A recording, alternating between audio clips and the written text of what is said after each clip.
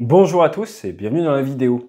Aujourd'hui, il va être question d'un F-15D qui allait boire la tasse en bout de piste. Et ça se passe dans l'Oregon avec un aéronef de l'ANG, de l'Air National Guard.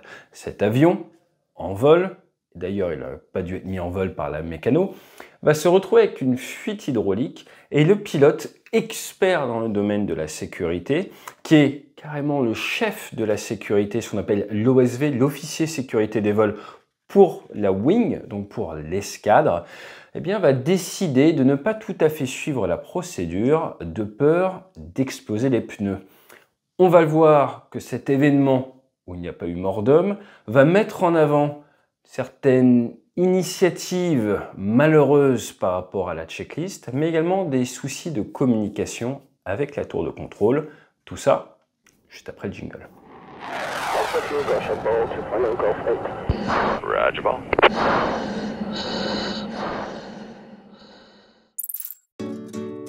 Laurence, mon associé, a commencé sa formation de pilote ULM et je vous propose, avec ces petites capsules, de profiter, comme elle, de ses rétex, ses retours d'expérience. Et après son premier vol d'instruction, il y en a deux majeurs qui peuvent vous être utiles. Le premier, voir et éviter. Dans l'aviation, vous devez voir et éviter les autres avions. Et pour ce faire, il faut poser le regard. Et avant de tourner à droite, on fait extérieur, on regarde à l'extérieur du virage, on y pose le regard 2 secondes pour détecter tout mouvement, devant, même punition, intérieur, et on lance le virage. Si vous gardez votre tête en mouvement, vous ne verrez pas aussi bien et vous risquez de louper une menace. Pareil, un stop en voiture. Deuxième point, une fois que Jean-Mi a posé l'avion, Laurence, qui est légèrement dans l'émotion, n'a pas pu s'empêcher d'applaudir. Et vous voyez la réaction de Jean-Mi, il n'y en a aucune. C'est le concept du stérile cockpit. Et dans l'aviation légère, on a tendance à l'oublier.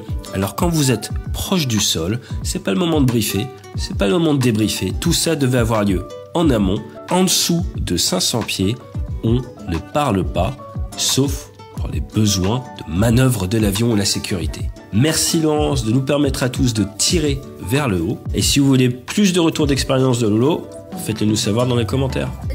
Alors, est-ce qu'on peut en faire quelque chose? Ah, je pense. On peut en faire quelque chose? Je pense qu'on va pouvoir faire C'est pas une peine perdue, c'est bon? Non, non, non. C'est pas mal.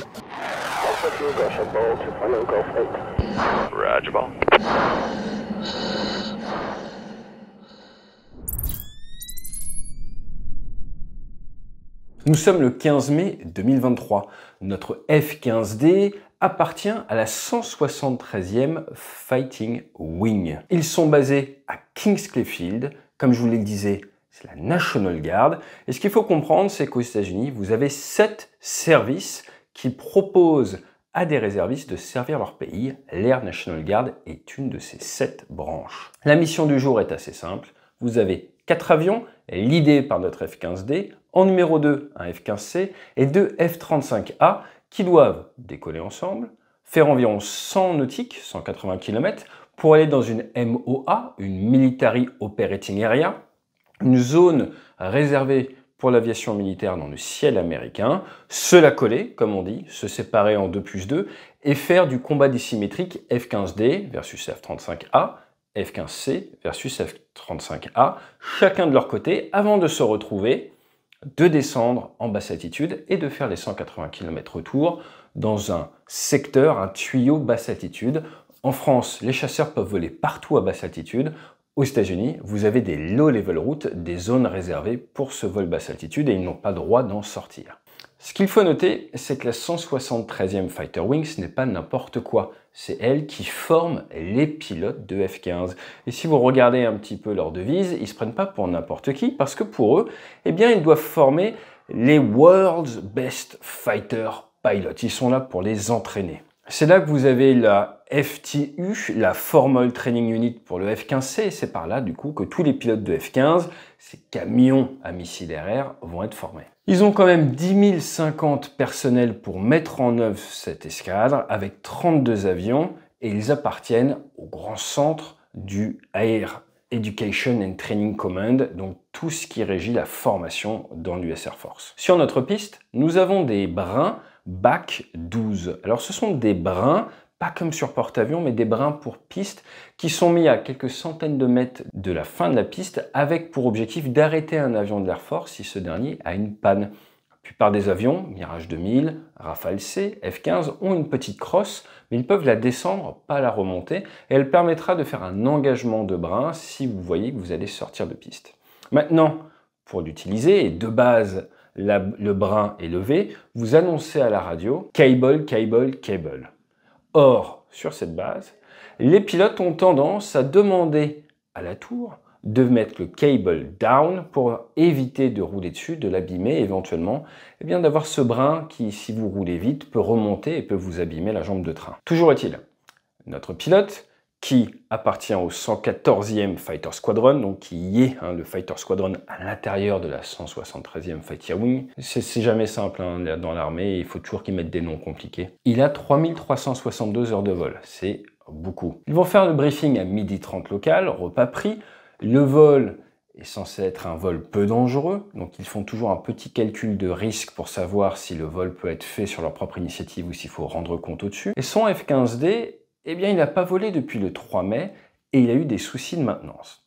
Pourquoi? En fait, quand il a voulu décoller le 3 mai, ils ont fait une interruption de décollage parce qu'il y avait des soucis au niveau de la bâche hydraulique. L'avion a été dépanné, on reviendra dessus, et a été autorisé par les mécanos à repartir en vol. Notre patrouille décolle à 14h locale, en 2+2, fait sa mission, revient à basse altitude comme briefé, et à 50 km, 30 nautiques du terrain, vous avez une panne Utility B et Right Engine Inlet qui arrive pour l'avion du leader.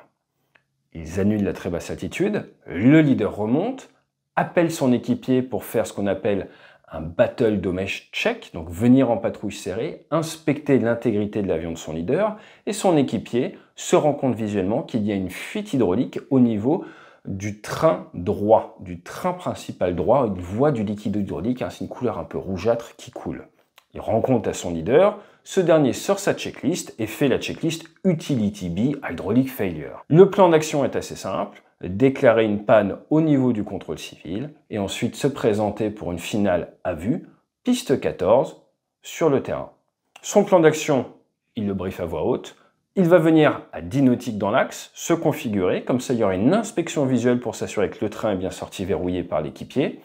Il va essayer de se poser. Une fois posé, il vérifiera la capacité de freinage de son avion, car l'Utility B vient donner l'énergie, la pression hydraulique pour le freinage normal. S'il se rend compte qu'il ne peut pas freiner et décélérer normalement, il remet les gaz, se représente pour faire un engagement de brin. Ça, c'est le plan. Il arrive à 138 nœuds, fait un freinage aérodynamique jusqu'à 100 nœuds où il vient poser la roulette avant, et là, il a sorti les aérofreins, ces derniers ne sortent pas entièrement, c'est le même circuit hydraulique, son équipier lui fait remarquer, il essaye de freiner, ça freine un tout petit peu mais ça freine pas assez. Et là, notre pilote, contrairement au plan, se met à estimer qu'il n'a pas assez de distance de piste disponible devant lui pour remettre les gaz et faire ce qu'il a briefé. Il va donc décider de sortir la crosse et d'essayer d'accrocher le brin. Sauf que, à ce moment-là, il cherche à communiquer et il annonce à la fréquence cable. Le contrôle aérien essaye de bien faire mais ne comprend pas tout à fait et va revenir sur la fréquence en annonçant cable coming down. Un biais d'habitude, il pense que la vitesse est contrôlée, le contrôleur n'a pas vu que le F-15 avait sorti la crosse, c'est quand même ballot, et ne va absolument pas l'aider. Là, notre pilote, il est un peu saturé cognitivement, il va mettre 7 secondes à répondre, et là, il va dire à 78 nœuds, « No, no, I need cable, cable up, cable up, cable up ». Donc là, il demande à ce qu'on lui relève le câble. 4 secondes après, le câble est reparti vers le haut, le contrôle lui dit « cable up », mais en passant à 72 nœuds, on est à plus de 130 à l'heure, c'est trop tard, il reste 500 mètres de piste, notre F-15 avance vers son destin. Là, le pilote devrait normalement actionner le frein secours. Problème, c'est quelqu'un qui assiste beaucoup à tous les débriefings et tous les retours d'expérience des incidents. Et avec le F-15C, il sait qu'il y a une tendance, quand vous utilisez le frein secours, à faire exploser les pneus, surtout au-dessus de 70 nœuds. Il y a d'ailleurs une petite note qui le précise dans la checklist. Mais elle ne dit pas de ne pas le faire. Elle vous dit juste de faire attention. Et au final, Notre pilote très expérimenté ne va pas oser tirer sur le frein secours de peur d'exposer ses pneus et va se retrouver à sortir de la piste à 62 nœuds. Il va volontairement partir vers la droite pour éviter l'ILS qui est dans l'axe et pas se le prendre en pleine face. Se retrouve à faire du tout-terrain à 57 nœuds, à une centaine de km/h, décolle un petit peu, se retrouve avec de l'assiette à droite et va impacter un canal d'irrigation à 49 nœuds, à plus de 90 km/h. Il s'arrête à 15h0002, à mal au bas du dos, mais va réussir à sortir par lui-même. Avec son message radio d'urgence à 14h53, les pompiers avaient été prévenus et s'étaient mis en place à mi-piste à 14h58. Le temps qu'ils arrivent en bout de piste pour intervenir, le pilote est déjà sorti et ils n'ont pas à l'extraire. Son F-15D est fichu. La facture est estimée à 35,5 millions de dollars pour cet avion qui a 6931 heures de vol. Ça vole beaucoup et 308 heures dans les 2 dernières années. L'enquête va commencer et dans un premier temps, on regarde s'il y a quoi que ce soit dans le sang de notre pilote. Rien de particulier, tout va bien, donc on regarde son expérience récente. Il a fait 6 vols et 9 heures de vol dans les 30 derniers jours. Sur les 3 derniers mois, il a fait 20 vols et 30 heures de vol. Et pour quelqu'un de la National Guard, il faut à minima faire 5 missions par mois. En moyenne, dans son unité, ils en font 7. L'enquête va creuser les différents aspects et d'un point de vue facteur humain, il va en ressortir 3 gros points. 1. Un mauvais choix pendant l'opération. Ce mauvais choix, c'est celui de ne pas avoir actionné le frein secours. L'enquête va clairement dire qu'il aurait dû suivre la procédure et le faire, car c'est ce qui est marqué sur la procédure. Et dans l'aviation, ne pas suivre la procédure vous sera généralement reproché et si derrière, votre action n'a pas sauvé la machine. Vous avez le droit de déroger à la procédure seulement pour des raisons de sécurité. Il va également ressortir que cette enquête met en lumière un contournement des procédures et on va voir pourquoi pour la partie mécano, mais également une mauvaise communication avec la tour de contrôle. L'autre point, pour revenir sur le mauvais choix, eh bien c'est celui de la capacité d'un F-15 léger à remettre les gaz. Il a été calculé qu'au moment où il s'est rendu compte qu'il n'avait pas assez de puissance de freinage, en mettant la post-combustion, il aurait pu se resustenter, redécoller en 300 mètres seulement. Donc un F-15D plein réduit à 90 nœuds, vous mettez la post-combustion, 300 mètres après il est en l'air, donc il avait largement la place de le faire. Mais ce qui est intéressant, c'est également la partie maintenance, car c'est toujours la faute du pilote, ça marche toujours comme ça. Mais il faut essayer d'en tirer les leçons également pour les autres. Et au niveau de la maintenance, ils se sont rendus compte eh bien, que les mécaniciens, à cause de l'annulation de décollage, de l'interruption de décollage, s'étaient rendus compte qu'il y avait une petite fuite hydraulique au niveau du panneau 88R, qu'ils l'avaient démonté, qu'ils l'avaient inspecté, mais qu'ils n'avaient pas suivi la procédure normale, qu'ils n'avaient pas mis en pression le circuit hydraulique pour essayer d'identifier où se trouve la panne. Ils n'avaient pas non plus fait toute la procédure d'un point de vue administratif suite à ce dépannage, et pour faire simple, l'avion en fait n'aurait pas dû être remis en vol. Mais c'est ça qui est magnifique dans l'aérien, c'est que même si vous partez en vol avec un F-15D qui n'était pas vert, qui ne devait pas partir en vol, si de votre côté, en tant qu'opérateur, utilisateur final, vous n'actionnez pas le frein secours alors que vous auriez dû, forcément, ça va vous être reproché et c'est vous qui serez en haut du rapport. C'est pour ça que l'aérien est vraiment une industrie qui ne permet pas l'à peu près. Et nos checklists sont écrites dans le sang. Et là, c'est un point très intéressant qui vient mettre en fait en compétition d'un côté la théorie et la procédure et de l'autre la connaissance du fait de l'extrême expérience de notre pilote qui a conscience que s'il commence à tirer sur le frein secours, statistiquement, et au vu de tous les accidents sur lesquels il a travaillé, il risque d'éclater les pneus et ce qui lui fait peur, c'est peut-être d'avoir un avion qui bascule. Sur cette note, ce n'est pas marqué dans le rapport, donc je pense que ce n'est pas dans leur procédure. Il faut voir qu'en France, on a eu le cas à Lorient, quand vous avez un avion de combat qui sort de la piste, chez nous, on ne réfléchit pas, on s'éjecte. On l'a vu avec un Rafale à Lorient, on l'a vu avec un Alpha Jet à Perpignan, c'est dans notre procédure, vous sortez de la piste, vous vous éjectez, même si cela veut dire des fois un peu de dégâts au niveau du dos, et dans le cas du Rafale à Lorient, le Rafale avait revolé avant son pilote. Je vous rassure, il va bien, et vous aurez peut-être la chance de voler avec lui chez Air France. En définitive, s'il y a une chose à retenir, c'est qu'une fois que vous êtes échauffé le cerveau pour un plan d'action, se poser, tester si ça freine, remettre les gaz si ça ne freine pas, Eh bien, vouloir changer de plan d'action en cours de situation n'est pas forcément une situation d'avenir. Et si notre pilote avait remis les gaz, avait tranquillement refait un circuit, avait calmement annoncé ses intentions, synchronisé les plans d'action avec la tour de contrôle en vente arrière en expliquant « j'ai remis les gaz, je vais me représenter pour une prise de brin », eh bien, cela aurait été clair, il aurait pu prendre son brin. Une petite note quand même. En super étendard, mais également en rafale, j'ai été amené à prendre plusieurs fois des brins à cause de panne sur la base de Nandi-Visio. Même à Lorient, s'il y a une chose que l'on fait dans la marine, et je pense qu'il pourrait inspirer l'Air Force, c'est de prendre les brins non pas en bout de piste, mais en entrée de piste.